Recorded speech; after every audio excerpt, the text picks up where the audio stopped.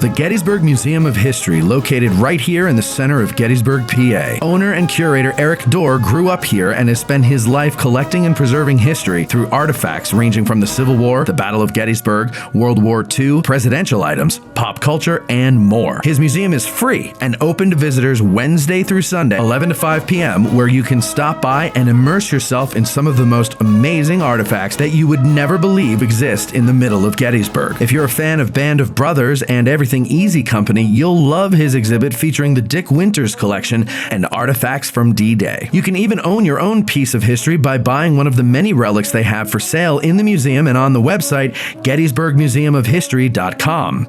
The Gettysburg Museum of History is a non-profit 501c3 organization with a foundation that allows all purchases and donations to keep the museum operating and open free of charge. They have been featured on the History Channel, the Travel Channel, the Smithsonian Channel, and the Science Channel. Now you can check them out on American Artifact, the series on the YouTube channel, The History Underground. So that's the Gettysburg Museum of History at 219 Baltimore Street or the GettysburgMuseumofHistory.com. From the Gettysburg Museum of History Studios, you're listening to Addressing Gettysburg. Hello, ladies and gentlemen. Welcome to this episode of Addressing Gettysburg's Ask a Gettysburg Guide. And today we are talking with an old friend of ours. Hasn't been on the show in 4 years at least, probably. Right? About that.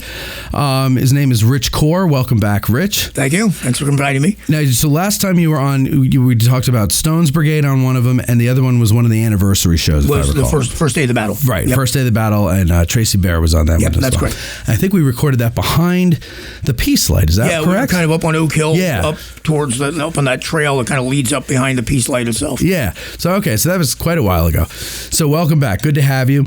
Today we're talking about compensation and spending in the armies. Right. Now, it's primarily going to be the Union Army because they had more records available for us to learn from, but you are going to touch on the Confederate Army as well. Yeah, somewhat. I mean, there's some information out there on the Confederate armies. Okay. We'll contrast the two armies and what the pay rates were like and that sort of thing. Okay.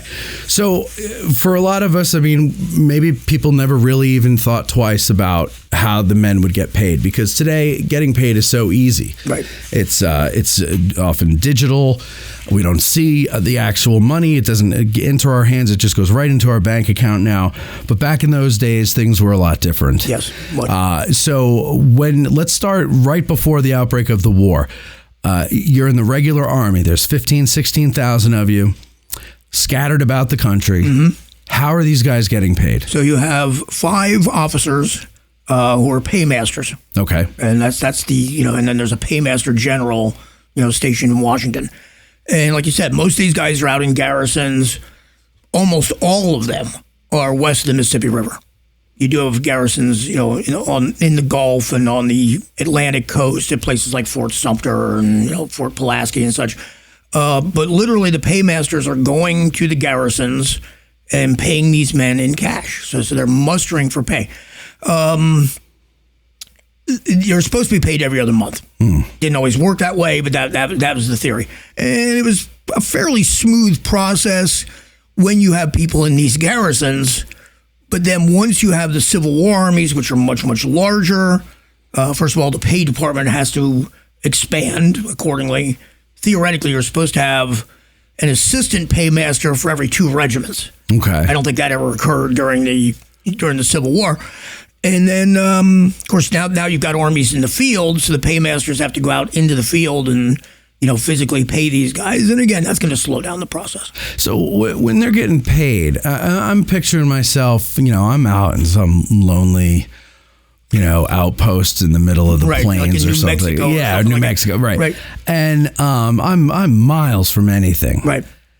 There's no bank for me to go to. No. Right? No. So am I getting paid by check? Am I getting paid in gold, in cash? You're getting paid in cash. In cash. Yeah.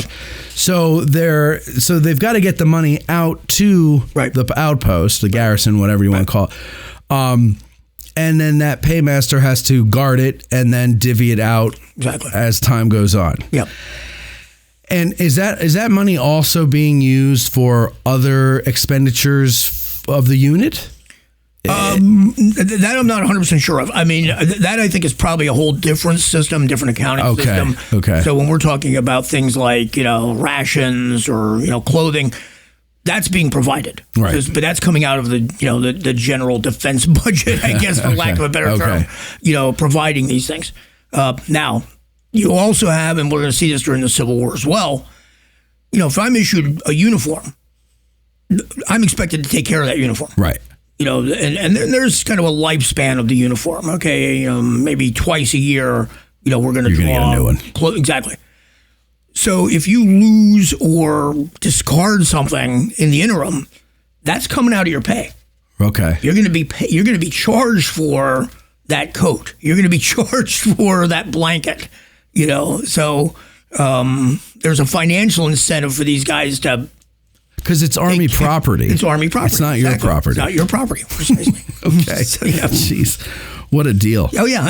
Now, at the beginning of the war, what are, do you know what the Union soldier is getting paid versus the Confederate soldier? As a matter of fact, the Confederate and Union pay scales are virtually identical. Okay. Simply because what the Confederacy does is they adopt the Union pay regulations. Yeah, well, if it ain't broke, don't fix it. And exactly. And of course, all these guys who are, a perfect example.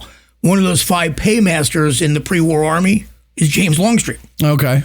Oh, right. Yeah. So, he's going to go over to the Confederate side and say, okay, look, here's the chart. Okay, this is what we were paying these guys, and they're going to adopt that. It seems as though every time the Union Army raises the pay, the Confederates do the same thing. Really? Fairly quickly. So, is that to prevent defections? I don't know. I mean, there are guys I describe as unrestricted free agents who are kind of like looking to see where they can get a better deal. Right. Okay. Usually West Point officers from border states who are like, well, okay, the Confederacy is going to pay me this much. The Union Army is going to pay me this much. I'm going with the Confederacy. Right. So, But yeah, the pay scales stay fairly consistent as the war goes on. And initially, 1860, if you're a private in the Union Army, you're making $11 a month. Okay.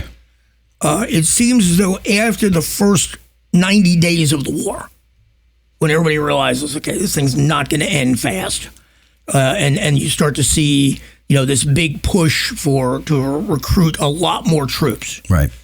They increase that to $13 a month. And that's going to stay pretty much as the base pay until we get into 1864. And then it goes up to $16 a month. Oh, wow. Okay. Yeah. So there,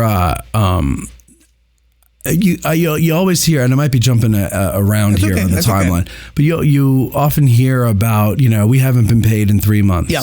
Stuff like that. And it happens. If you're out in the field somewhere, and especially if you're places that are a little bit more remote. Right. From D.C. or Richmond, I think if you're in Lee's Army, you're getting paid fairly consistently. If you're in the Army of the Potomac, you're getting paid fairly consistently.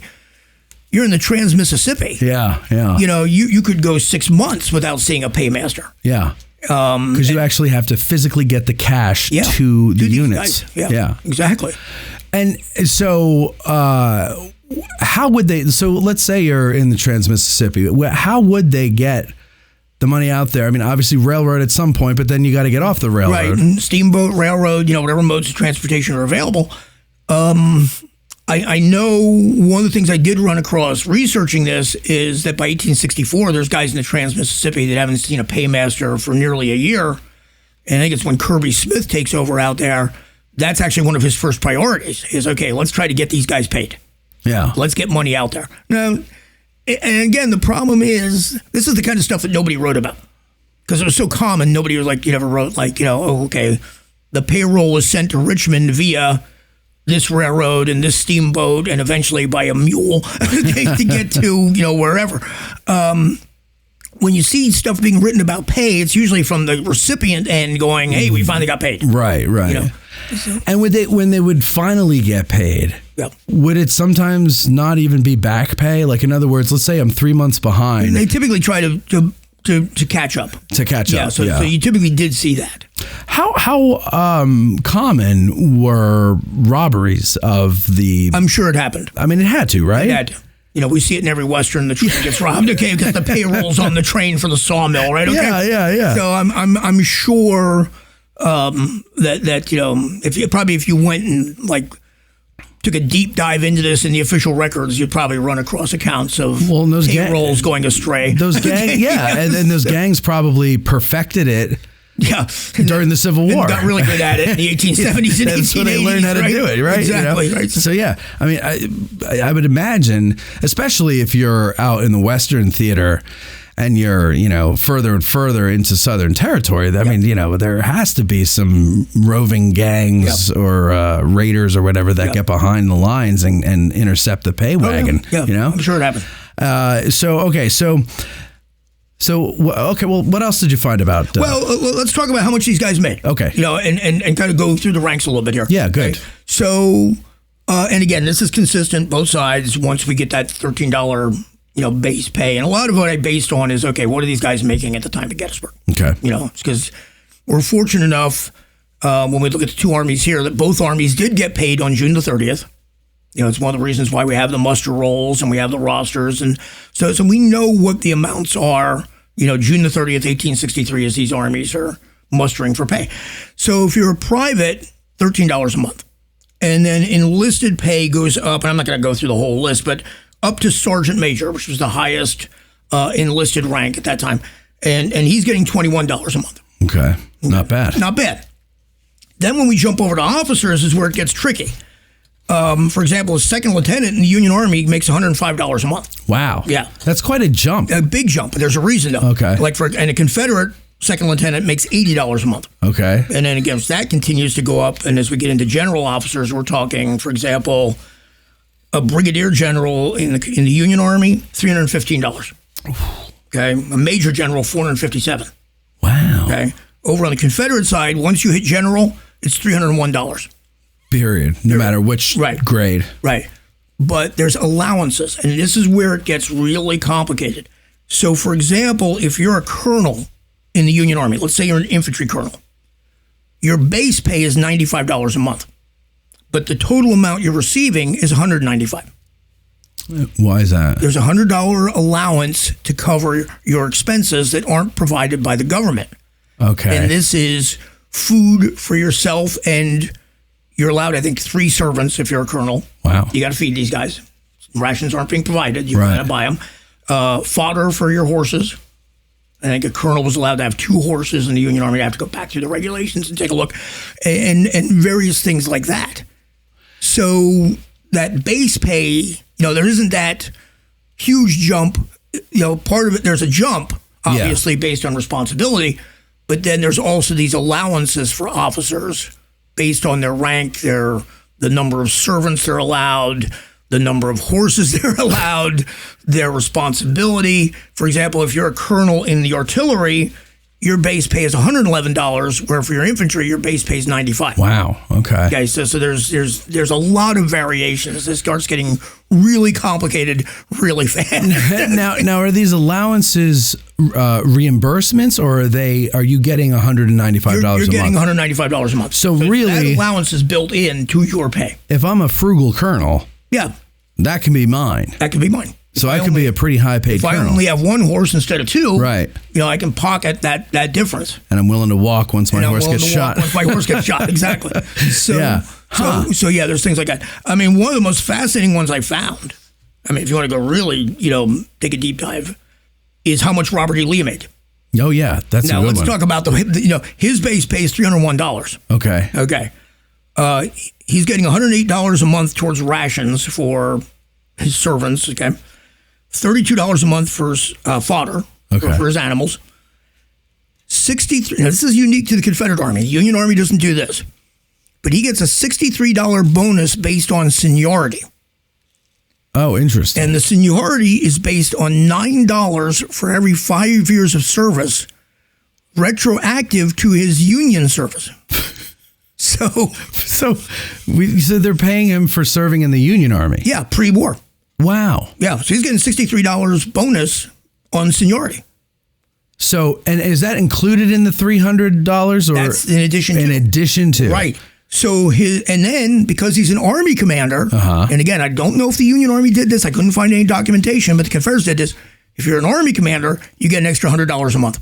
Wow. So he's getting $604 a month. Dude, he's raking in the dough. He's doing okay. Yeah. Which and this is the question that always comes up, when we talk about, anything during the Civil War from a monetary standpoint. Well, how does that compare to today's figure? Yeah. Funny you should ask. Because Robert E. Lee's $604 a month in 1861, and I went back to 1861 because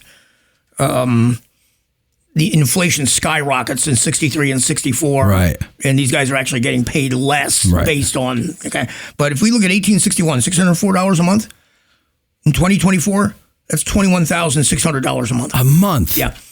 Holy crap. Right. Wow. So, these guys are making out like bandits. They're making out like bandits. I mean, compared to that time period. But, right. But what does a current general make? Again, it's based on seniority, based on where you are in the food chain. But the best I could determine is someone who has roughly the same experience as Lee, same responsibility, would make about $25,000 a month today. So actually, it's kind of in that same ballpark. Yeah. Wow. Yeah. I went into the wrong line of work. That one really kind of surprised me when I saw that. I was like, wow, that's Yeah, no, I mean, no wonder, you meet a retired general and stuff, and he's sitting pretty. It's like, dude, how much do generals make? Wow. Okay, that's really fascinating. I did not realize that it was that much. Yeah. Holy, and what a gap between a private and a general. Well, and that's it. And if we compensate it for inflation, what a private's pay is. That's a good question. Is, 400, and where do I have that? I have it here in my notes. Yeah, I usually don't work with notes, but this was so complicated. I needed to. Once you bring math into it. Yeah, $13 a month in 1861 is equivalent to $466 today. So that's less than what a private makes today. That's less than a private would make today. Yeah. Considerably. Yeah. Wow, that's fascinating. Yeah. So it's... That really kind of blows my mind that... Yeah. So I mean, just to put this in context... The Union Army during the entire war, the amount of payroll is over $1 billion in 1860s money. Yeah, so what is that today? I didn't even try to do it because my computer blew up. 30 trillion. I tried to do it. CPI calculator, and there was too many zeros. Okay, right. Texas Instruments can't figure that number out. Can't figure that one out, exactly.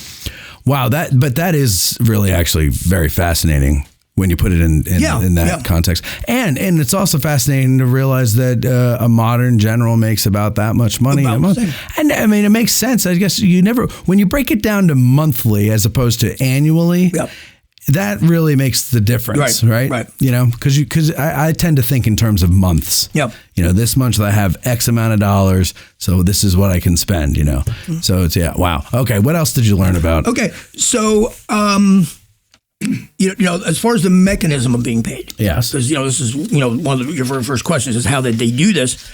So there's a couple really kind of unique things involved there. Now, first of all, the regiment musters for pay when the paymaster shows up and says, okay, here we are, it's payday, boys, and okay, it's, June the 30th, okay, we're going to stop everything. And each company commander then brings his company to the paymaster. They're being paid by company. You start with the officers, then the non-coms, and then eventually the privates. And this is the muster rolls we see. And a good example, you look at the Pennsylvania Monument. Okay. And you see the tablets on the Pennsylvania Monument, and that's how they're broken down. Captains, sergeants, corporals, privates, right? That's comes right off of that, payroll, so to speak. Right. Okay. Let's say a guy's not with his unit. Let's say he's on picket duty. Okay. Or he's, on detached duty guarding, the wagon trains or something like that. The company commander is now responsible for collecting his pay and making sure it gets to him. Oh. Okay. So he's still being paid. Now, he may not be physically there on that day, but the company commander is taking care of that. If he's sick in a hospital, he's being paid. If he's a prisoner, he's being paid. Prisoner of war? Prisoner of war will be paid. Oh, yeah, okay. Eventually. I mean, it's going to be back pay once he's paroled. He's got it, once right. the war's over, if he survives Andersonville. Okay. Yeah. But his pay is being collected to be distributed, at the first opportunity. And then, and of course, they're also taking out deductions for any lost or damaged equipment. So, like an overcoat was $7.20. Yeah. So, This is why we hear accounts of these guys throwing overcoats along the side of the road. They're not doing that. It's going to cost money. It's going to cost them half their monthly pay. Right. What they actually did start to do, which I kind of stumbled upon this by accident, is winter gear was collected, usually March or so, packed up and sent to Washington and stored until they needed it again in the fall. Makes sense. So this stuff was actually being held in warehouses and then was brought out to avoid that type of scenario. Okay.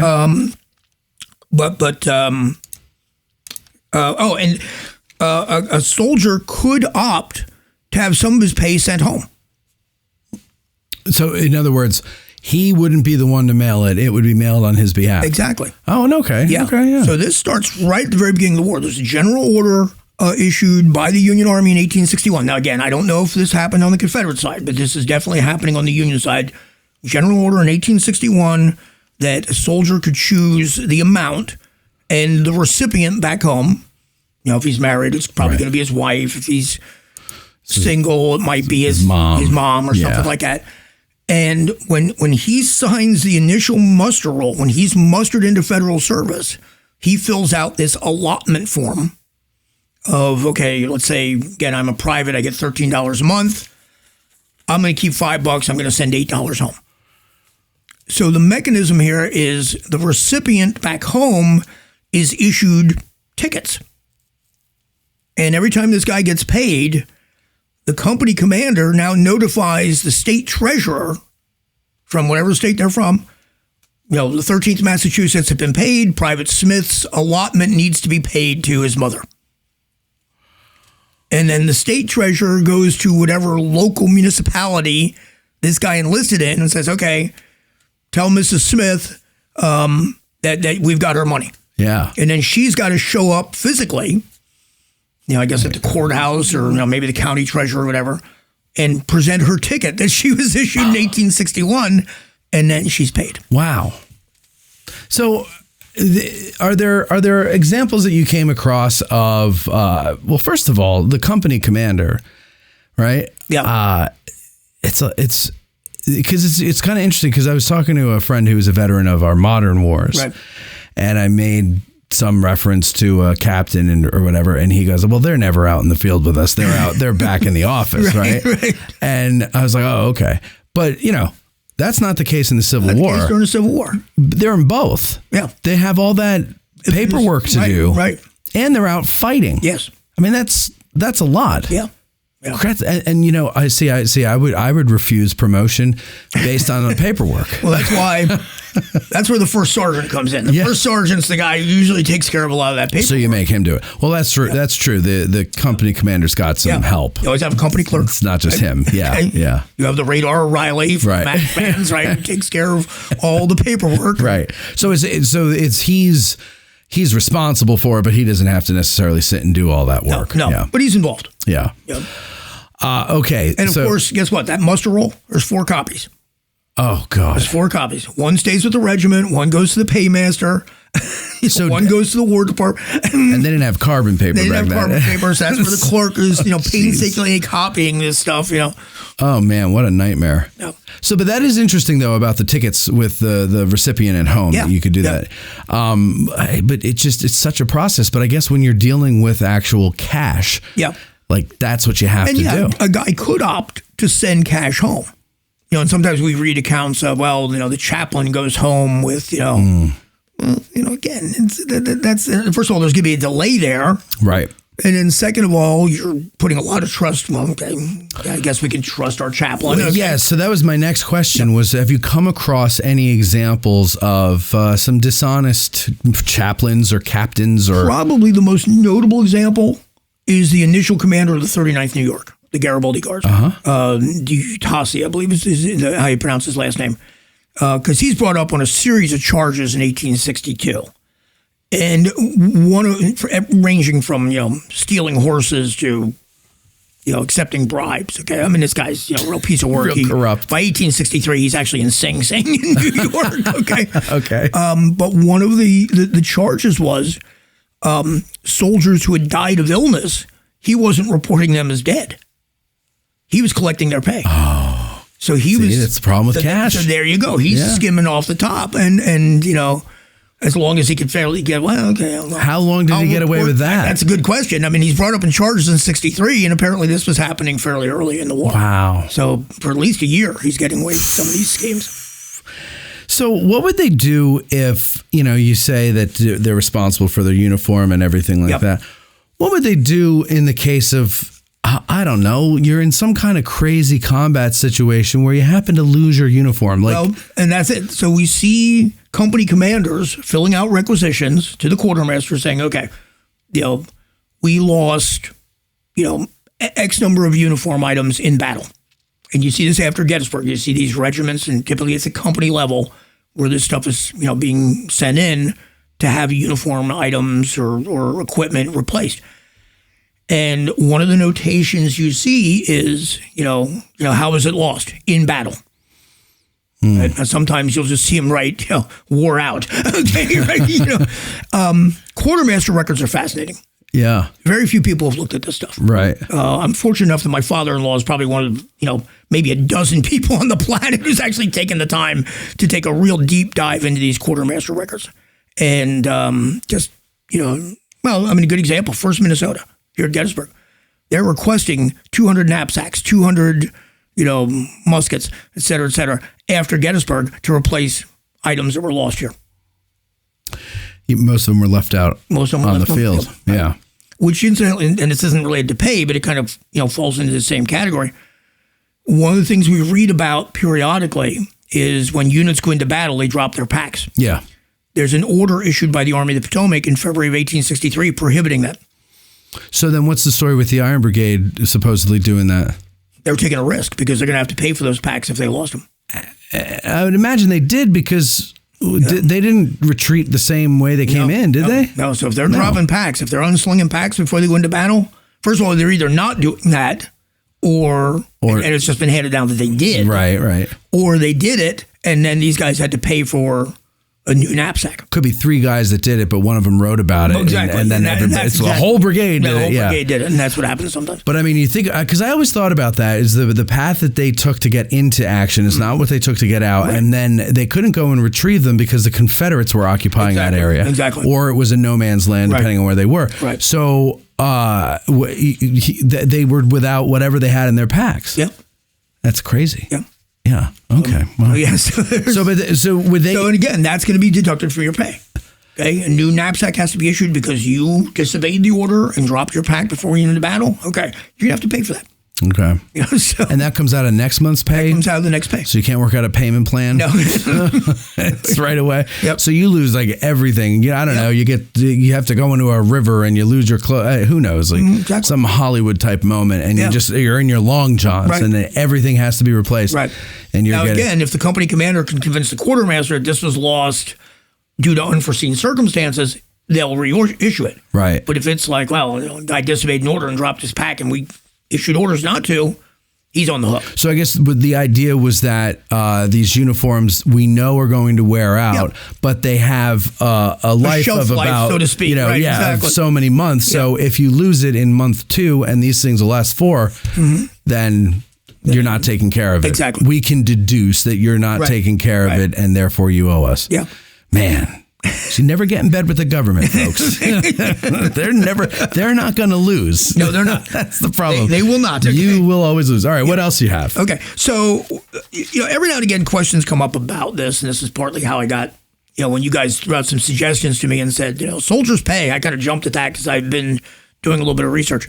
Oh, so that wasn't your idea. That was one of the ideas on our list. Yeah, okay. exactly. Yeah, I was like, I'll do that. Yeah. But one of the questions that came up about a year ago is somebody asked me, they said, okay, how does this pay compare to the civilian world?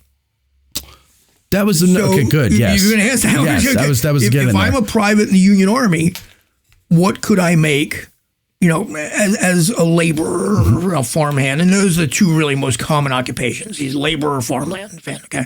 If I stay a civilian. And fortunately, if it takes a little bit of digging, which you can find it, because in the 1860 census, they frequently will list, okay, this is what occupations are, this is how much the guy's being paid. And It varies widely from state to state. It varies considerably north versus south, logically enough, because you have, of course, the slave labor available in the South. But on average, a farmhand in 1860 is going to make $14 a month. Okay. So that's right in line. So yeah, right. So you're... And that could very well be why the Army increased their pay to $13 a month to compete. Okay. So you're... Right, because you're going to have to leave your farm. If you can't run your farm, how is your family going to get by? Right. Well, if I'm a hired hand, I'm giving away my income to join the Union Army. Is this going to? And remember, this is the period of volunteer army. Right. We're not talking about the draft here. We're not talking about bounties. That's going to happen later. It's June of 1861. We're recruiting a 3-year regiment in your community. Are you going to sign up thinking of, how much can I make if I stay home? Versus if I join the Union Army. Yeah. So on average, it's $14 a month. Now, how much variation is there? It depends where you're at. New York and Pennsylvania are right there. Two most populous states, right? California and Oregon, there's a reason they had trouble getting guys to sign up. It wasn't just the fact they're 3,000 miles away. There's a labor shortage out in the West Coast at this time. Okay. You're a farmhand in California, you're making $33 a month. You're a farmhand in Oregon, you're making $34 a month. Really? Yeah. So I'm not... Hell no. Yeah. I mean, talk about a hard sell. Okay, the recruiter shows up and says, we're going to pay you $13 a month, put you on a boat, you're going to sail around South America, you're going to get off the boat in Virginia, and people are going to shoot at you. Yeah. It's like, okay, no. I'm staying home. Yeah, okay? Union be damned. Yeah, exactly. Right. So, and then when we look at the Confederate states, it's interesting because the states where you made the least were the border states. Maryland and Delaware. Yeah. About $10 a month. Okay. States where farmhands are being paid the most, western part of the Confederacy, Louisiana and Texas. About $17 a month. But on average, it's, Virginia's $11.50, North Carolina's $10.50, South Carolina's $11.30. So it's, fairly close to, again, what the pay would have been like if you're a soldier. So what do you know what so you said that the most common occupation was a farmhand or laborer or something like that? Yeah. Did you happen to glance at what, say, a lawyer made? Or? Unfortunately, the document that's available online doesn't go beyond the most common occupations. Gotcha.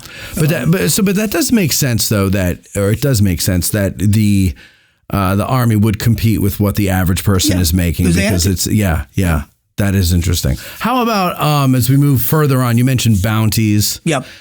Unless you have something you want to add that predates that. Okay. So when we get to the point when they introduce the bounties, first of all, why are they introducing them and how does that whole thing work? And there it's an incentive to sign up. You're trying to get, as it becomes more difficult to get, people to volunteer.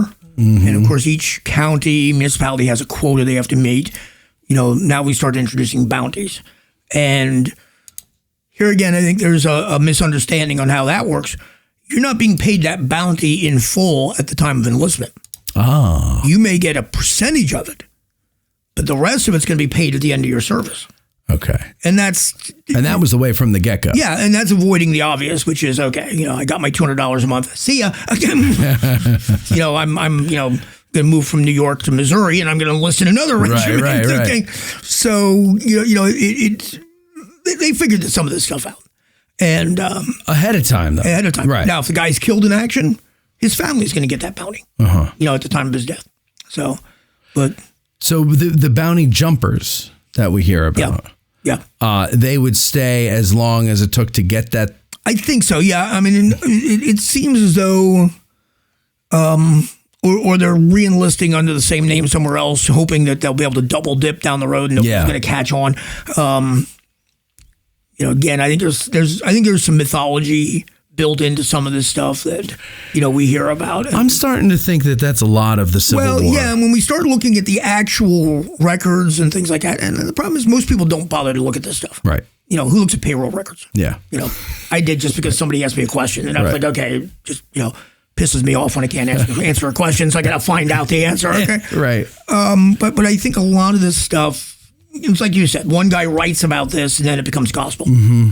We all did it, or they all did it. They all did it. Yeah, right. Exactly.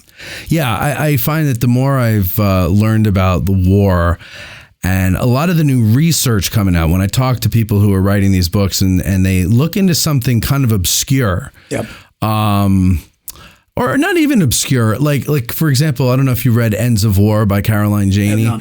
It's very good.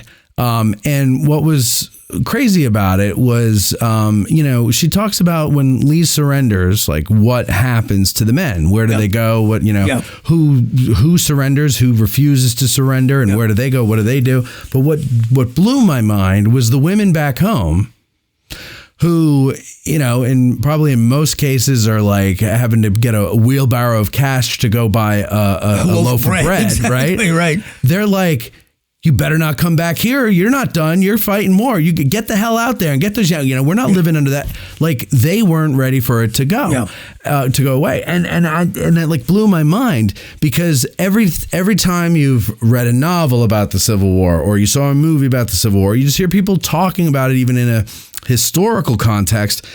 It's always romanticized that when the war was over, the boys came home, the women were so happy to see them, they welcomed them, and everybody was relieved that this awful war was done and we can get back to rebuilding and all that. And it's bullshit. Yeah, exactly. I mean, there's a lot more nuance to it. There's way more. And you might have folks in the South, you might have a lady in the South, who's in Atlanta, who's, she wants her husband home just because she's having a very difficult time surviving. Sure. Right? But in some areas where the war may not have touched that area as much, keep fighting. Yeah. All we're seeing, it always comes down to economics. Right? It really does. It really does, right? Yeah. Okay. And that's what you're looking at there.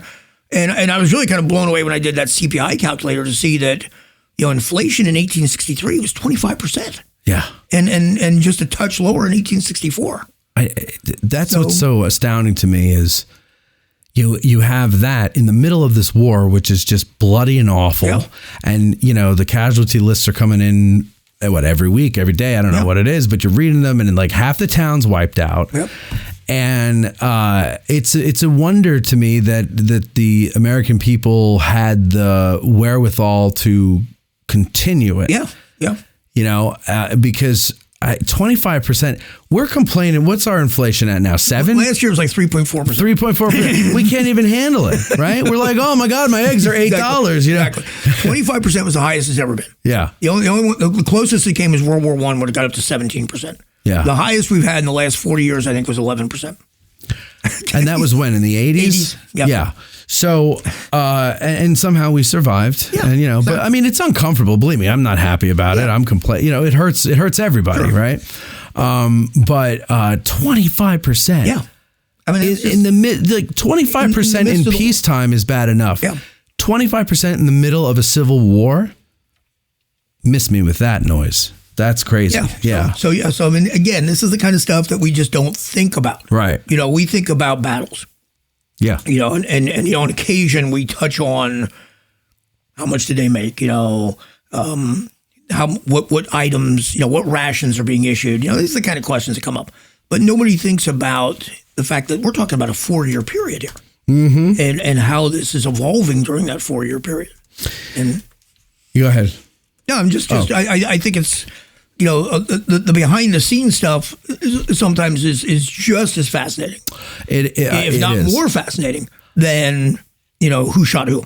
I was Okay. I was watching something. Mike Rowe, that guy does that Dirty Jobs. Remember? Mm-hmm. So he was on Joe Rogan, and he was telling the story of the what is the whaling ship that Moby Dick was based on? Okay, I think it's the Essex. Yes, and he was telling the story of the Essex, and I lost my point now. Why did I bring that up? What did it have to do with what you were talking about? There was a point. Oh, damn it. I had a parallel. Well, it'll come back to me. Okay. Why don't we move on to, you said in 64 they got a raise. They get a raise. Yeah, so it's, I believe in the Union Army, it's $16 a month. Confederate Army is $18 a month. Mm-hmm. But again, the purchasing power of $18 a month in the Confederacy is a fraction of what $11 a month could buy you when the war started. Right. So... But it's just an attempt to try to, make up for it's basically spiraling prices. Right, okay? yeah. So they get the raise in both armies. Yeah. Who does it first? Looks like the Union Army goes first, and then the Confederates raise their funds pretty soon after, probably within about a month or so. At this time, so how did the income taxes work back then? That I honestly I can't answer that. Yeah, that's a whole different ball game. So you're not an economic historian. No, I'm not an economic historian. It's just, I find some of this stuff that's happening within the military, the day-to-day stuff. Yeah. Really intriguing and really interesting. So back before the raise, we all know that famous scene in Glory when they announced to the soldiers that they're not going to receive the same pay as the white officers, and then Shaw tears it up and all that. And that's even a little bit more complicated than what you see in the movie and sometimes what you read. Okay, go ahead. African-American troops are paid $10 a month, whereas a Union private who's white is $13 a month. However, they're actually only being paid $7 a month. Of course. Because $3 is being taken out as a clothing allowance. So, okay, now let's make sure we get the nuance of this correct here. The white troops, they're still responsible for their uniform, but they're given it. Right. And they only have to pay for it if they ruin it or lose it. Precisely. The black troops are docked $3 pay for the uniform that they're going to be given. Yes. That is unfair. Yes, okay. It's very unfair. That is very unfair. That goes away fairly quickly. Good. That seems to disappear by late 1863. So that's now you're ridiculous. just being paid $10 a month. Okay. And then when the pay increase happens in 1864, black troops' income, their pay rate becomes parallel with white troops. So they get the same. So they will get the same. And in some cases, they're paid retroactively to the time that they enlisted for the difference. Really? Yeah. Now this gets weird because the only guys who are being paid retroactively are guys who were living as free blacks in the North at the time of their enlistment. Oh. But if they're a slave who's run away and has joined the Union Army, he's not being paid retroactively. Yeah. Why? I have no idea. It was just, a weird little quirk of, this act of Congress. Is it because if he was from the North, he would have been a free man? Yeah. So if he wasn't really a citizen. No, it doesn't make much sense. It doesn't make a whole lot of sense. Yeah, it doesn't make sense. And what you end up doing, of course, is company commanders are going, because these guys have to, fill out an oath. Were you enslaved at any point from, this date to this date? And of course, they're going to go, nope. No. Even though in 1861 they're in South Carolina, right. slave. But what a way to add insult to injury. Like, you escape slavery. Yeah. You're in bondage your whole life, and then it's like, you can fight freedom. We're going to pay you. We're going to give you a uniform and meals and everything like that. But right. If you were a slave, meanwhile, the Union Navy is paying the same rate for black and white seamen. So why does that work out? Probably because there had been a long tradition of bringing blacks into the Navy prior to the Civil War. See, you don't have. The Army's not accepting black troops, but the Navy is. So, but there's no law at the time that says everyone who performs the same duty gets the same pay. That's later on. That's later on. Yeah, so we're not going to have this. So you can be picky and choosy, and each department of the armed services can make their own mind up. The Navy can do it one way, the Army can do it the other. Yep. That's fascinating. Yeah. I mean, it really is, though. This became a rabbit hole real fast. I started going into some of this stuff and going like, okay. But that's what's so great about, you think, payroll and expenses and and spending, like, what a snore. Then you look into it and you're like, wow, this is a lot more. It's a lot more complicated and interesting than you would think. Right. But that's what I love about doing these kind of off-topic shows that aren't about the battle. Right. But they're related to the battle because it gives you a fuller picture of the time. Yeah. And it's really a completely different country and society and culture than what we have today. Yeah. There's very little that I can relate to the more I learn about the Civil War. I mean, there's the human level, right? But I mean, as far as how the country is structured, the way pay works, and just everything, it's all completely different. Very different. All right, what else you got? Well, one of the questions that was asked by one of your listeners was about nurses. Yeah. Well, you want to save that to the end? No, let's talk about that. We'll talk about that now. Okay. So, and again, we have the documentation for union. Well, let me ask the question then, since we're jumping ahead. Go ahead. Let's do it. Do you remember who had it? Oh, here we go. Oh, this is one of several from Jeffrey Pasnick. He says, were women compensated for their efforts as nurses, caregivers, or aides de camp? Yep. Nurses, yes. I can't answer definitively on, of a Vandier or something like that. I imagine they probably were. But nurses, now, if you're an enlisted man in the Union Army, let's say you're a private in the Union Army and you're detached to a hospital as a nurse, you're making $12 a month, $1 less than if you're in the field. Okay.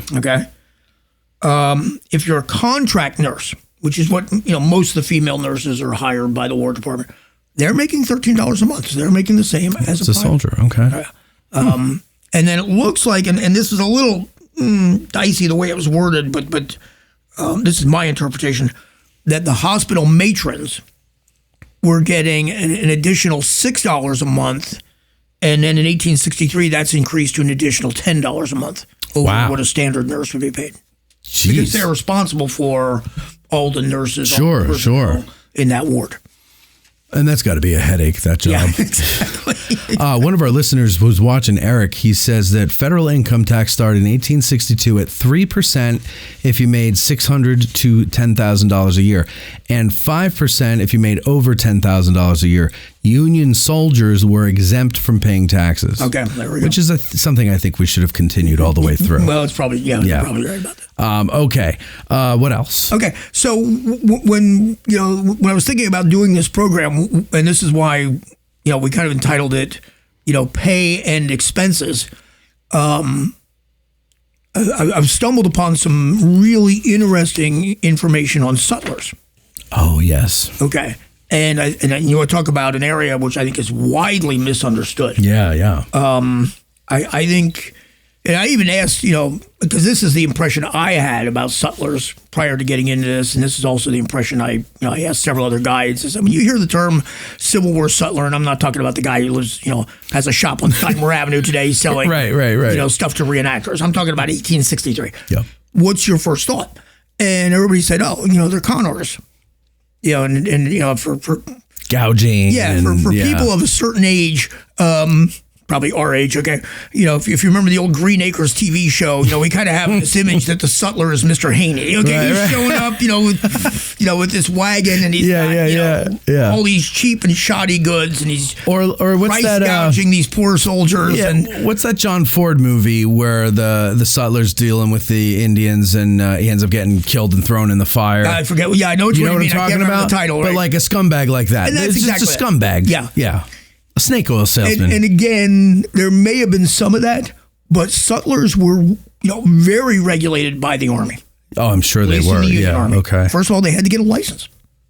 Of course. Not just anybody can show up in camp and say, well, okay, here's, I got stuff for sale. And that part of that is just security. Okay, the guys who show up in camp selling stuff could very well be a spy for the other guys. Right. In many cases, a Sutler is assigned to a specific regiment. So he's got, a relationship with that regiment, with the men and officers of that regiment. So going to be less likely to screw them over. Exactly. Yeah. Exactly. And Sutlers were being inspected by the Army. Okay. So, again, one of these, you look at one of these documents and it's, the inspection report, and I think it's at brigade level. And, we talk about the four regiments that are in the brigade, and they're inspecting uniforms and the equipment. And then there's questions at the end about the Sutlers. Is there a Sutler to this regiment? Is he displaying the prices of his wares prominently? Is he carrying any goods that are considered contraband? I mean, there are times when an order comes down, say, to a regimental commander saying, tell the Sutler to stop selling that. Okay. For whatever reason. One that I found was 14th Connecticut here at Gettysburg, where just after Gettysburg, Alexander Hayes actually sends an order to the regimental commander, stop selling the extract of Mrs. Gray's extract of ginger. It's very specific. I was like, what the hell? What's wrong with that? Right. Well, it turns out I looked up that item, and it was available from the 1850s until 1919, and then they pulled it off the shelves in 1919 because the alcohol content was so high that it actually ran afoul of so it was basically, So basically guys were getting lit on extract of ginger and creating all kinds of problems. So, So they're like, nope, we're not selling that. Right. So, and the Sutlers provided inventories of their goods. This is the inventory of the 1st Maine Cavalry Sutler in February of 1863.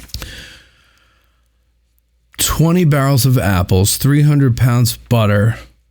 Wow. That's a lot of butter. Sounds delicious. 5 boxes of oranges. 5 dozen lemons. Where's he getting that? Oh, yeah. 2 dozen, what is that? Gaelic soaps? Soap. Soap? Whatever, Okay, some kind of soap. Yeah. And that's the kind of stuff you expect. Okay, you expect soap and paper and pencils and, candles. And that's in there. But 8 reams of writing paper. Fresh produce. Right, I know. The oranges fresh especially. Citrus. Yeah, where are they coming from? Apples, I get. Yeah. Where are you getting oranges? 600 pounds of tobacco. Okay. Yeah, baby. Okay. 50 dozen envelopes. What else here? Let me just skim and see what else. Well, there's eggs. Sheets of sand. 300 sheets of sandpaper. That's to maintain the equipment. Oh, good. Okay. So you're coming up on inspection. We're going to inspect your weapons. That gun better not be rusty. Okay. Now, they're not providing something to maintain it, but you can go to the Sutler and buy some sandpaper and clean up your weapon before the inspection. All right. And then some kind of oil. It looks like army oil, but I don't know. It's probably some sort of lubricant. Okay. For the weapons. And then you're going to need 4 something or a dozen, I guess that is, of matches. Okay. And then supplers. Yeah, some of that stuff I couldn't make out. Okay. Here's the ones that really stood out to me. Go ahead. Oh, lobster. Okay. Yeah, that's one of them. Wow. 12 dozen cans of lobster. Lobster. Okay. So, hardtack and coffee? No. This is lobster and caviar. Lobster and caviar, yeah. Right, okay. A barrel of mackerel. Yum. Okay. Mackerel's so gross. Now, they're Maine guys. So guess what one of the things is? A barrel of syrup. Oh, yeah, syrup, yeah. Gotta have syrup. So, and like you said, lemons and oranges, figs are in there. Yeah. Canned milk. Canned milk is in there. A lot of people don't realize that, the advances in industrial processing of food, industrial manufacturing of food that happens during the Civil War. Yeah. And we have, for the first time, canned goods being distributed. Well, right. Canning was only 20 years old at that point, something like that. New. So it was a new thing, but here it's being put to good use. It's keeping an army in the field, and 100 dozen eggs. And again, those are fresh eggs. 2 something, maybe dozen, I don't know, boxes of smoking tobacco, which I guess the other tobacco is chewing tobacco. Chewing tobacco, I would assume, yeah. So 600 pounds of chewing tobacco, but only a couple dozen, or probably cigars. Yeah, okay. Wow, there's a lot of candies. Oh, candles. Sorry, candles. Yeah, but there are jellies and things like that. Jellies, so there is some of that stuff in there. Blacking brushes? Again, you got to maintain your equipment. You got to maintain the boots. You got to maintain the leather. Right? Okay. Yeah. Wow. So, and this is the Sutler's inventory. Sutler's inventory. That's his inventory in February of 1863. That's what he is carrying. That's like a Walmart supercenter. Okay. This isn't some guy who's selling a couple of trinkets off the back of a wagon. Yeah, right. And of course, that's a significant investment of cash on his part. And then we think about, that's what he's going to have to shell out that money before he gets out into the field. So is it any wonder that his prices might be a little bit higher than the norm? He's taking a huge risk. Sure. Now, is he? I'm sorry, you might have said this while I was showing the camera. That's okay. Is he required to have these things, or is that's up to him? It's up to him. But that's what he's providing for that regiment. And he has to clear it with the regiment, right? With the colonel or someone. someone representing the colonel at least. And he's going to be inspected by the provost marshal to make sure he's not selling anything. That you notice there's no alcohol on there. Yes, there's no whiskey. Okay. Yeah. Okay.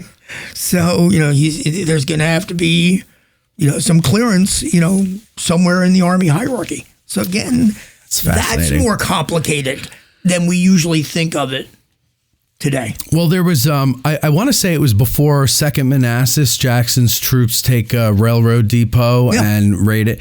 And they're talking about canned oysters, lobster, all this like really fancy stuff. And I'm like, what? That's not rations that are being issued to the troops. That's Sutlers. Clearly. Wares. Did you find a price for a can of lobster? I did not, unfortunately. I'm curious to find out what that. There's a couple really obscure books that have been written in the last 40 years on Sutlers. Trying to find a copy of either one. I just haven't been very successful. They're just, Yeah. I think they were in very limited release just because, again, nobody except me cares about this stuff. Right. Yeah, nobody's... the guy sold like 40 copies. He was probably thrilled. Okay, right.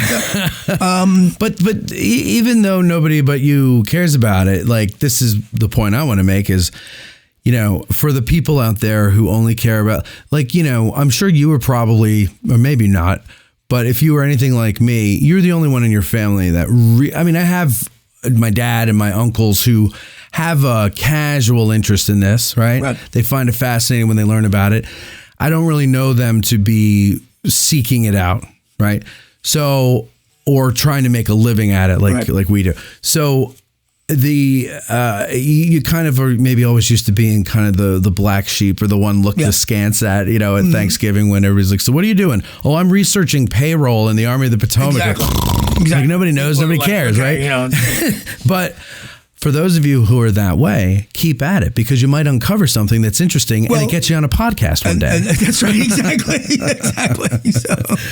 All right. Well, so what else do you have? Because that's pretty much everything I've got. Okay. And again, this is a work in progress. I'm sure maybe we'll do a version 2 of this down I the would road. love to. If more of this stuff, the more stuff like this you find, the more I want to do. Okay. Yeah, absolutely. So what we'll do is we'll take a commercial break real quick. We've got somebody on the phone who we'll get to first, and then we have questions from our patrons, and we'll do all that on the other side of the break. We'll be right back after these words.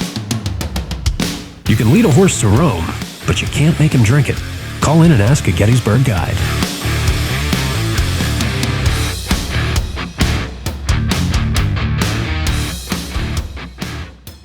At Digital History Pioneers Foundation, we are about grassroots history on digital platforms.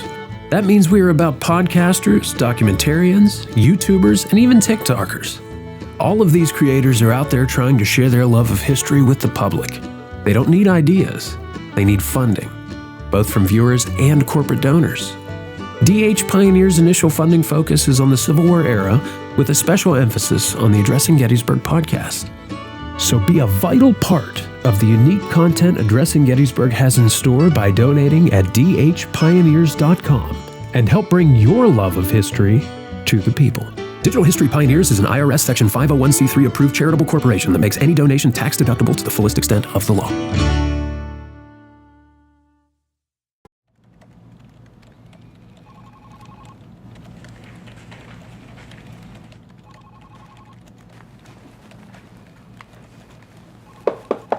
Hey, buddy. What's got you so down? Hey, Court. I'm looking for a gift, but I just don't know what to get my Gettys nerd friends and family. It sounds like we need to have a talk. Come on. You love this place, don't you? You bet I do. It's my favorite place in the world. Well, you see, at Addressing Gettysburg, it's our mission to keep these stories alive. How do we do that?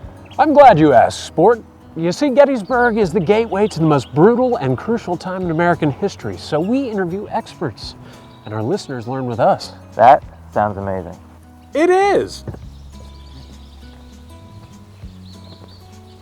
Mike, are you f***ing serious? What? It's for the commercial. What benefits do patrons get? You mean besides up to 4 premium episodes per month and Matt being the bee's knees as host? How about early access to special episodes, behind-the-scenes insights, and discounts for ticketed events? Whoa! None of the other history channels I follow do that for their listeners. That's because Addressing Gettysburg doesn't take its listeners for granted and really cares about us learning American history. You know, I should gift my Getty's Nerd friends and family an Addressing Gettysburg Patreon membership. You see, the answer was right under your nose the entire time. Make Addressing Gettysburg's Patreon a gift for the Getty's Nerd in your family this holiday season. Addressing Gettysburg wants you to learn about the Civil War with us, and we need your support.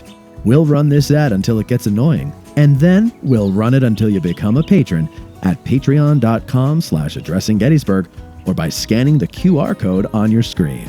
Happy holidays. The hell are we staring at? No idea. You know, Steve, one of the greatest things ever to come out of not only Gettysburg, but I would say the entire state of Pennsylvania, and I'm including Jim Thorpe in that, is Jim this. Thorpe, wow. Yes, Little Ground Top. Little Ground Top is, and Jimmy Stewart, I include him in that as well, okay? And he was a general. And a movie star. Little Ground Top is our delicious coffee. Take a sniff. Smell that, okay? Little Ground Top? Yes. Wow, that was creative. Who thought about that? That was us. Oh, that smells good. Oh, look at this. Oh, that smells good. The tasting notes are cacao, wildflowers, and toasted sugar. I smell that toasted sugar. You smell that toasted sugar, don't you? Do you like coffee? I do like coffee. You're a big coffee guy. I am a coffee guy. Little Ground Top is available online if you go to addressinggettysburg.com/cafe. You can even do a monthly or weekly or bi-weekly subscription to Little Ground Top. You just pay it and you spray it. No, pay it and forget it. Set it and forget it. That's what I'm talking about. They'll just send it to you. It'll pop in the mail. You'll be like, oh, I got another bag of Little Ground Top. And good, because I'm going through it so fast because it is so delicious. You can also get it at Bantam Roasters. You know where that is, right? Across from the Dobbin House. I do. And they have it in there, but I got to tell you something. They sell out within 3 days typically. So much so, they used to put 12 bags out. That's 12 pounds. Now they put 18 bags out. That's 18 pounds. Yes. That's right. And still, they are moving fast. So the best thing for you to do is go to addressinggettysburg.com/cafe and order it online so that you never waste a trip. You know, some people say, oh, I'll get my bag when I go to Gettysburg. And they go in before they leave on Sunday, and it's all gone. 18 pounds are gone? All gone. All gone. They put them out Friday night or Saturday morning, okay? And they're gone typically definitely by Monday. All right, and on a slow week, they're done by Tuesday, Wednesday. You should start signing these bags. You know what? I'm going to do that right now. Okay. Where's the Sharpie? Do I have a Sharpie in here? Yes, you do. I do. Please hand me the Sharpie. I'm going to sign it. Because you know what? I'm giving this to you. You even went Ron Popeil and set it and forget it? That's right. Thanks for coming on, Matt. I might resubscribe as a Patreon now. All right, maybe you should, because I've been missing you. All right, and you know what, Steve? Because you come on the show and we don't pay, this is your gift, okay? There you go. I wanted 18 pounds of coffee. I just get 1 pound? Well, you can go buy the other 17 when you go over to Bantam Roasters, if they even have them on the shelf. Are you still selling merch? Yes. In my suitcase, I've got the Reynolds shirt. Do you? That was the best design, by the way. That was a good one. Yeah. That's good. Thank you for buying that. Yes. Anyway, 82 Steinware Avenue right here in Gettysburg, or addressinggettysburg.com/cafe. Little Ground Top, set it and forget it.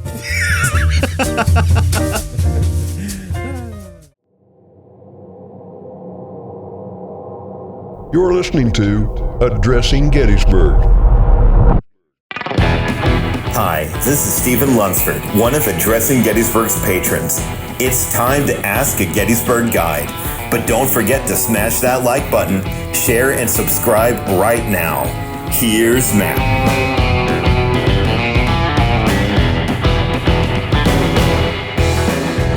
All right, and we are back, and our first questioner, is going to be on the phone, so this person doesn't have to wait forever and a day on the phone. We'll go right over to the phone just as soon as my computer wants to cooperate with us here and put them on. Caller, you are on the air. Oh, this is the ghost of Sickles' leg, apparently. Hey, Matthew. Hey, Rich. Great show so far. I've been enjoying the hell out of it while putting up my Christmas acoustic. Wait, hold on there, Ghost. Your volume is really low here. Let me see why. Go ahead. Can you talk now? I'm on my earbuds. Is it better? Or No, take them off the earbuds. You sound very, very faint. Is that better? Barely. But go ahead. Let's give it a try. Okay, my question is, were there government-provided death benefits? Were there government-provided death benefits? The pension. The pension. Yeah. So there are, there's not like, it's not like today where guys, could buy life insurance before they, get dropped into Normandy or something like that, right? Okay. Yeah. But there is the pension paid to any, surviving family members. And in many cases also any compensation, let's say a guy dies between pay periods.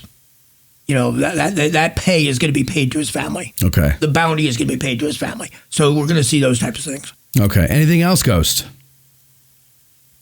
No. Great show. You guys have a good one. I'll continue listening while I'm out here freezing. Okay. All right. Stay warm. Thanks for the call. Thank you. I don't know why he was so quiet there, but those are the breaks sometimes. All right, let's go to the questions from our patrons over at patreon.com/addressing Gettysburg. They know way ahead of time what the subjects are going to be, and they get to submit questions. And they also have a lot of say in other things that we do here at Addressing Gettysburg. So join them, won't you? Okay, Jeffrey Pasnick, we already did one of his questions. Let's do some of the other ones. It looks like he's given 6 questions. Lentz a run for his money here. He's got 1, 2, 3, 4, 5 of them. Okay. So it might be 5 questions, Jeffrey, before we finish here. So how did compensation for colored troops differ from white troops? We went into that. What was the impact of payment of colored troops on both sides? I wonder what he means by that. I really, that's one of the questions that was, that you guys emailed me this morning. I'm not sure. I mean, there definitely was pushback, of course, against enlisting black troops right from the get-go. And I think there was thoughts, that, they're not going to fight in combat roles. They're going to be used as support troops. So it's okay to pay them less. I think once you see, black units in combat, that attitude changes. Right. And the one thing I did find is a Union soldier from Illinois who basically says in 1861, I didn't think, black troops were a good idea. He's now writing at the end of 1863, he said, these guys need to be paid the same as I'm being paid. Yeah. So I think there's that, evolution of thought as they see how they perform in battle. And then he says, how did the struggle for damages to civilian property impact the feelings about the war? I think it's obviously going to have a much bigger impact, I would say, in the South. Yeah. Just because more of the fighting is in the South, there's more damage done to the South. Again, I really don't know that it impacted things like you said. I mean, there's people in the South who want to keep fighting, civilians. So really, I don't think it has that much impact. I mean, it may cause some demoralization within some areas. How about so there's gambling, right? The soldiers will gamble. They love to gamble. Yep. And you might not be a very good gambler, but you have a compulsion to do it. And you get your $13 a month and you blow 12 of it in the first day, right? Some enterprising other soldier might come along and say, hey, man, I'll loan you whatever you need. Oh, yeah. Right? Yeah. For or 12% interest or whatever. Or after a battle, you're the first guy to volunteer to help bury the dead. Oh, smart. Okay. Another one of these. See, apparently, the Quartermaster records in the National Archives are kind of a catch-all.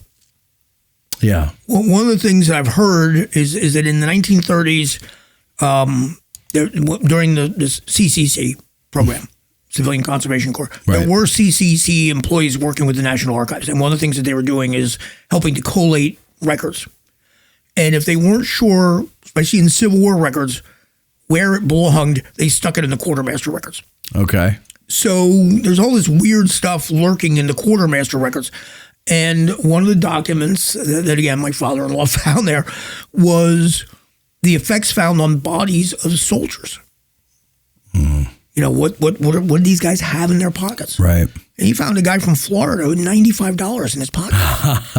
And I'm like, okay, this guy is either a really good gambler or he's the first guy to volunteer when it came to burying the dead, and karma finally caught up with him. Okay, like, so, there's ways that if you're a soldier that, you can...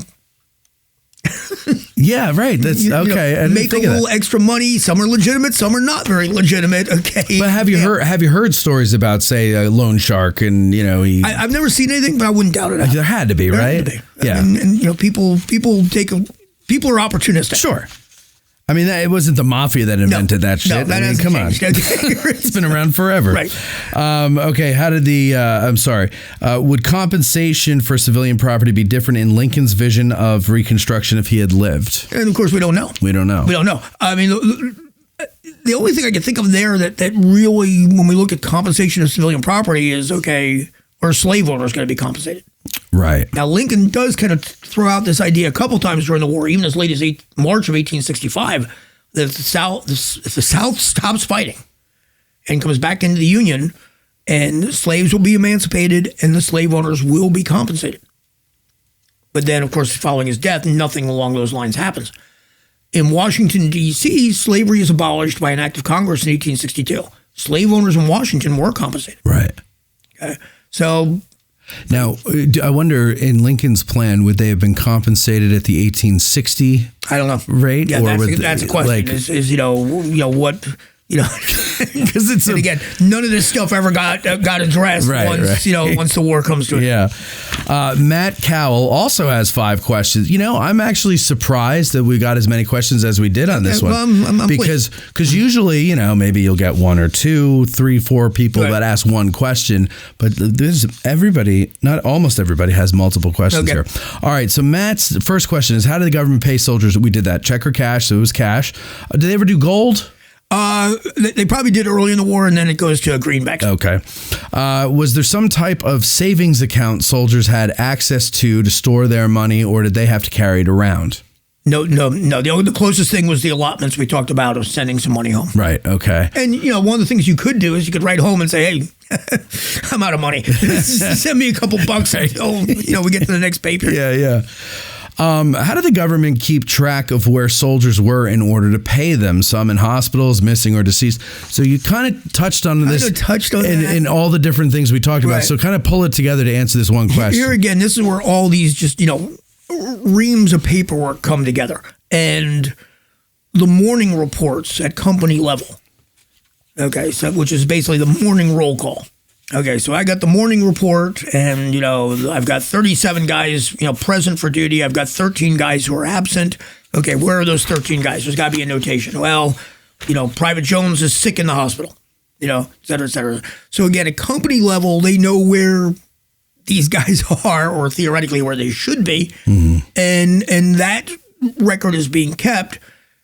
So I assume that when you get to the payroll, the company commander has to have that access. Okay, I've got these guys who aren't here today. Here's why. Here's where they are. We'll track them down and make sure they get their money.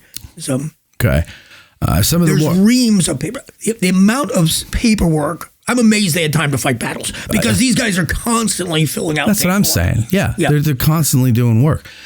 Some of the more wealthy soldiers, I'm sure, used their wealth for extra amenities, as there was no such thing as ATMs back then. How did they have access to their money? Well, that's it. I mean, you either carry it with you, or if you're wealthy enough, you're probably going to be able to have money, forwarded to you with, Adams Express or one of those companies. Right. Again, that becomes a little more difficult once you're out in the field, but, wherever the closest railroad is.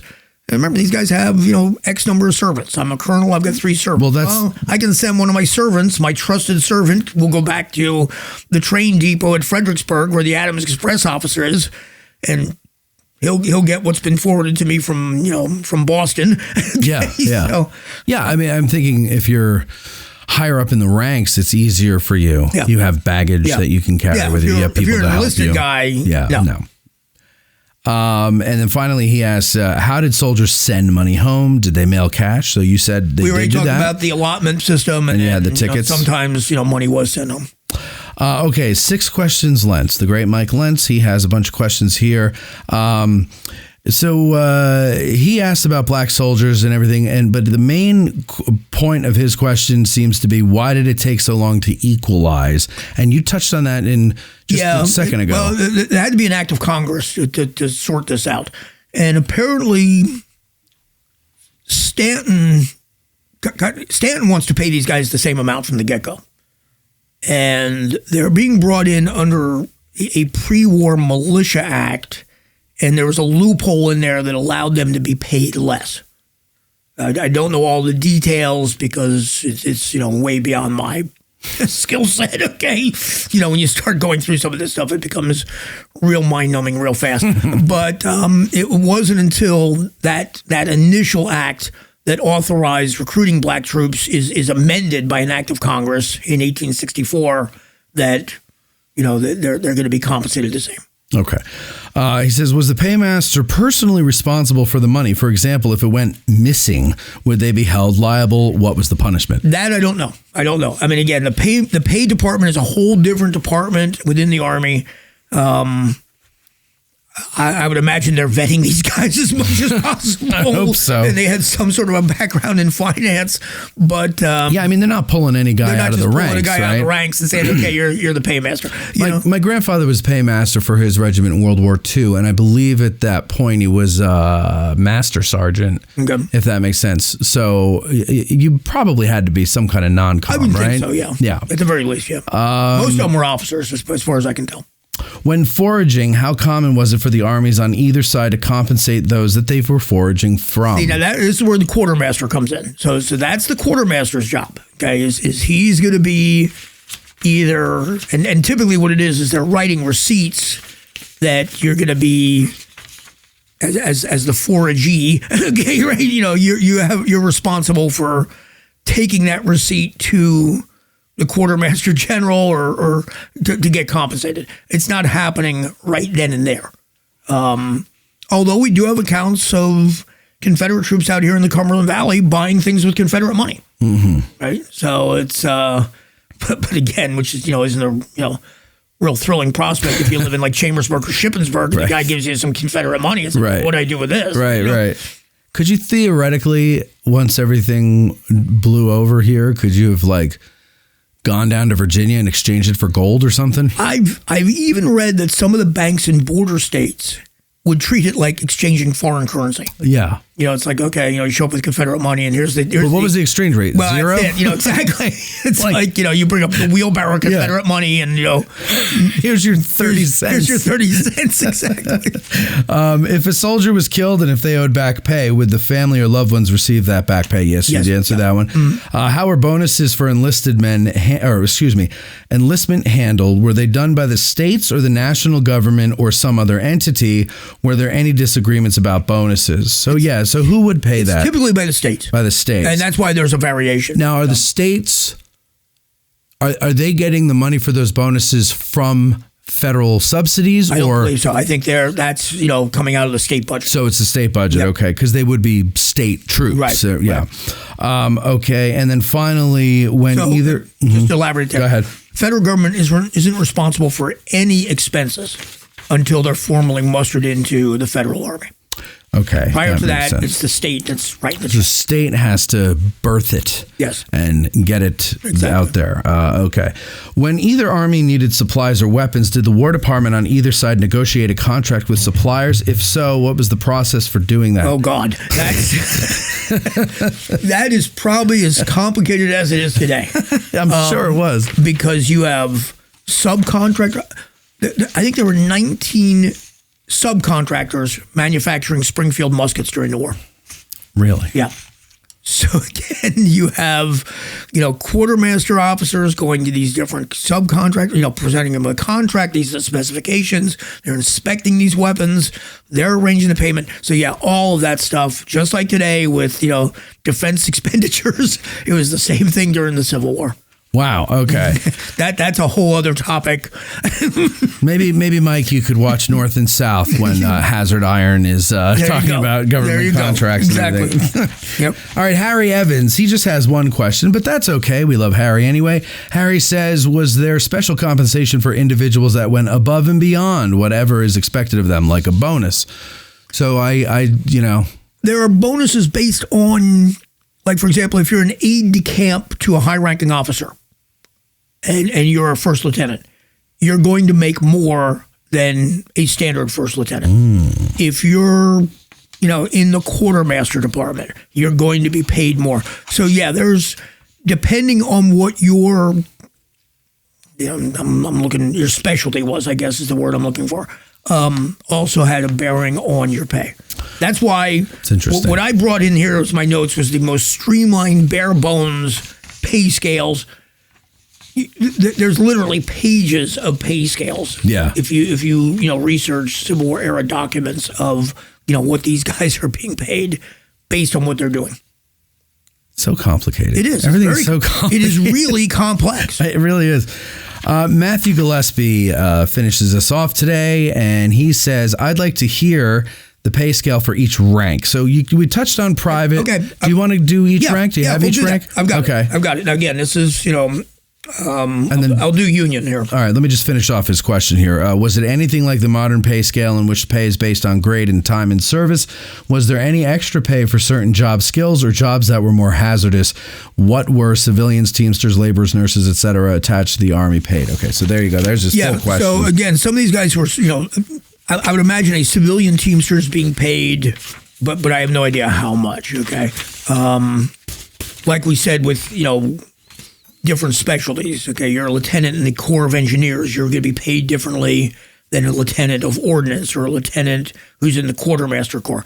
But the basic pay grades, and here it's the same for Union and Confederate. A private gets $13. A corporal gets $13 a month. So there's no difference between the pay for a private and a corporal. But a sergeant gets $17. A first sergeant is $20.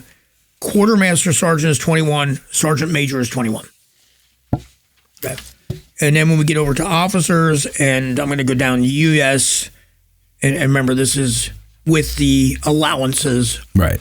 First lieutenant is $105, and a second lieutenant is $105, and a captain is $115, and a major is $169, a lieutenant colonel is $181, colonel $212, brigadier general $315, major general $457, lieutenant general $748 a month. Wow. Yeah, so that's what Grant. So Grant was rolling. He was making more than Lee. Wow. Yeah, Lee was making $604. Then on the Confederate side, it's basically the same, few dollars difference, except when we get to general rank, it's $301. But then there's the allowances change based on your rank, seniority, your role, that sort of thing. So Grant's lieutenant general, right? Yeah. Up until that point, if you commanded an army, you were a major general, just like your corps commanders and your division commanders. Right. Are you being paid differently? Well, I don't know. Because I tried to figure that out, and I could not find any evidence on the Union side. Right. Because in the Confederate side, if you're an army commander, you're getting more money. That there's a different pay grade based on responsibility. I would imagine there should be. Right. But I didn't. Maybe an extra allowance? Yeah, maybe. Something? Maybe if you're an army commander, you're allowed another horse, so you get an extra allowance for fodder or something like that. I would imagine that would be easy to find, though. You would think so, but then when you start wading through the regulations, if it's there, it's hidden deep inside there somewhere. It always is. Yeah. How about, though? They would explain why Meade is so grumpy. He's like, I'm not getting a pay raise in a year and a half, and now I'm commanding 90,000 guys, and yeah, I got this headache, and I don't get any money for my ibuprofen. They paid me when I commanded 10,000. Okay, so. Right. But the other thing I always wondered about that is the Confederate Army, right? Mm-hmm. Lee's a full general. Right. Longstreet, Jackson, Lieutenant. Ewell, all the lieutenant generals. Right. Right away, they make sense in their ranks. Right. Why did it take us so long to create the full general rank? Congress drags its feet. Okay. And that's really what it comes down to. All this stuff needed an act of Congress to change these regulations. It isn't until after the war that they finally address this and go, okay, these ranks don't make sense. We got guys with the same rank, commanding other guys with the same rank. And I believe it goes back to the Prussian system. That's where you had, these various grades of generals above major general, and that's what the Confederates adopt. Yeah. And then the U.S. Army adopts really essentially the same system, but it's not until the war is over. Yeah. It's just strange to me. It is. But again, a lot of this stuff was based on an army of 15,000 men. Well, that's true. And remember, there's 4 general officers in the entire United States Army in 1860. Right. And by the end of the Civil War, we have 583 Union generals and 425 Confederate. So the armies are being expanded. And the other thing is everybody's going, well, this is just temporary because when the war's over, we're going to go back to the previous arrangement. Yeah. This is why we have volunteer rank and regular rank, and that's a whole other... Right. It's just really good. It's been pulled out of the grenade, okay? Right? Yeah, I was reading Meade's, the plaque on his equestrian statue, and it goes through all of his ranks and the dates that he got the ranks, and it's just like, it's so confusing. Yeah, it is. Because it's volunteer and it's regular, right? Right. And so it's just... The basic thing to remember is volunteer is temporary. Right. It's going to go away when the war's over. Regular Army rank is permanent. Which are you getting paid? Which is Meade getting paid at? The regular rank? During the war, he's getting paid at his volunteer Army rank. Okay. But again, and this is why guys like, I think Gibbon is a prime example. He's a major general in volunteers, in April of 1865. And then when they go back to pre-war rank, I think he's a captain. So this guy's looking at, okay, I went from... What do you go from $457 a month down to $115 a month? Overnight, right? Yeah. Custer's a lieutenant colonel when he dies at Little Bighorn. Yeah. He's a major general during the Civil War. So, there's going to be. It's a difference of pay. Yeah. Wait, but I would imagine though, or not imagine, but it seems to me that if you're getting a promotion in the volunteer army, then they should probably promote you in the regular army not to the equal rank, right? But to if, for example, if when the war starts, you're a captain in the regular army, but you work your way up to major general. Well, then, maybe you kind of end up as a major in the regular army. Now, it does happen sometimes, but it doesn't happen all the time. No, right. No, not as a matter of policy. It just kind of worked out that way. But I'm saying it should have kind of been a matter of policy because at the end of the war, you're still going to have these guys theoretically. And, and you're going to have a bigger army. You're going to need a bigger army. Just like they needed a bigger boat on Jaws. Yes, exactly. Well, Rich, thank you very much for coming on and doing this. This is really interesting. Thank you for inviting me. Anytime, and especially if you have these really digging deep topics like this. Okay. If you have more like this, we'll do more. These are really cool. Okay, well, I really like them. I appreciate it. Thank you, everybody, for listening to the show, and that's it. Don't forget, become a patron over at patreon.com/Addressing Gettysburg if you want to send questions in, and so much more. So much more. Until then, thank you and have a good day. Addressing Gettysburg's Ask a Gettysburg Guide is produced by Matt Callery, Mikey B. Bariski, and Tad Skase. Hosted by Matt Callery, featuring Mikey B. and Court Nicker. Engineered by Tad Skase. Guests booked by Dave Bussiere of TR Historical. Broadcasting from and recorded at the Gettysburg Museum of History Studios. Thanks for listening. Instead of small drink down in the pay the reckoning on the mail, no man forget shall go to jail from Gary and glory. Instead of small drink down in the pay the reckoning on the mail, no man forget shall go to jail from Gary and glory.